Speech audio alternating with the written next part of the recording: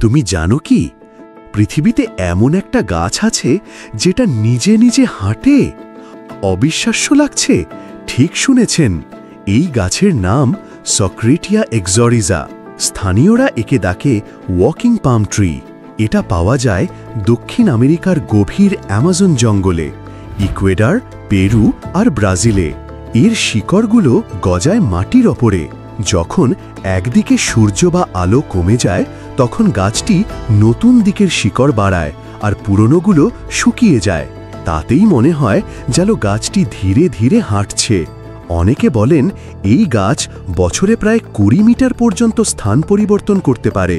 তবে বিজ্ঞানীরা বলেন এটা আসলে হাঁটা নয়, বরং ভারসাম্য রক্ষা করার জন্য শিকড়ের পরিবর্তন। হাঁটুক বা না হাঁটুক, এই গাছ আমাদের প্রকৃতির এক অসাধারণ রহস্য। এমন আরও বিস্ময়কর তথ্য জানতে চোখ রাখো ক্লিপনেস্টে। ভুলে যেও না, লাইক, শেয়ার আর সাবস্ক্রাইব করে পাশে থেকো। ক্লিপনেস্ট, জ্ঞানের পেছনেই আছে সবচেয়ে বড় রহস্য।